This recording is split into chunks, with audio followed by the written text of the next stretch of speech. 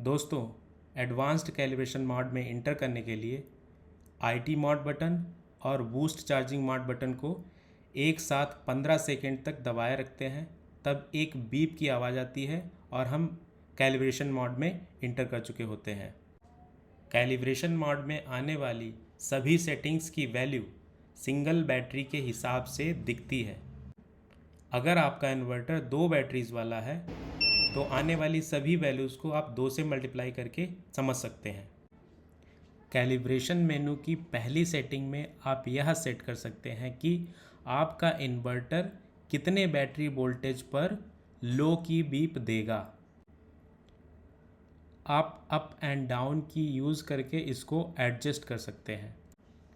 Boost charging button दबाकर आप किसी भी कैलिब्रेशन सेटिंग को बिना सेव किए हुए दूसरी सेटिंग पर स्विच कर सकते हैं।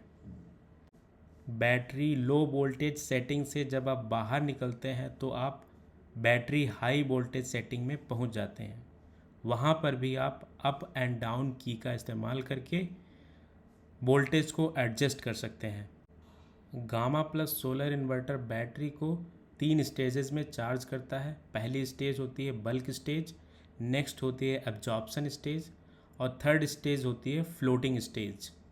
तो इन सभी स्टेजेस में बैटरी कितने वोल्ट से चार्ज होगी वो सेटिंग यहाँ पर कर सकते हो।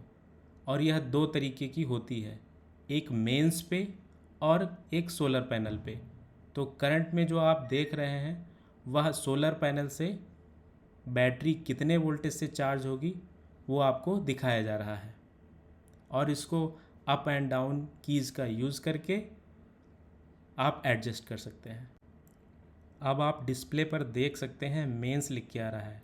इसका मतलब जब आपकी बैटरी मेंस सप्लाई से चार्ज होगी तो बल्क स्टेज में आप कितने वोल्टेज से अपनी बैटरी को चार्ज करना चाहते हैं वो यहाँ पर एडजस्ट कर सकते हैं। अब हम आ चुके हैं एम्पियर सेटिंग पर। एम्पियर सेटिंग मतलब सोलर पैनल से जब हमारी बैटरी चार्ज हो रही होगी तो वह कितने एम्पियर से चार्ज होगी वो हम यहाँ पर एडजस्ट कर सकते हैं। हमने यहाँ पर इसको 20 एम्पियर से एडजस्ट करके रखा है। आप चाहे तो अप एंड डाउन बटन दबाकर इसको घटा या बढ़ा सकते हैं। इसके बाद जो सेटिंग आएगी उसमें हम मेन से अपनी बैटरी को कितने एम्पियर से चार्ज करना चाहते हैं वो सेट कर सकते हैं। तो अभी अगर हम मेन से अपनी बैटरी को चार्ज करेंगे तो वो मैंने 10 एम्पियर सेट करके रखा है।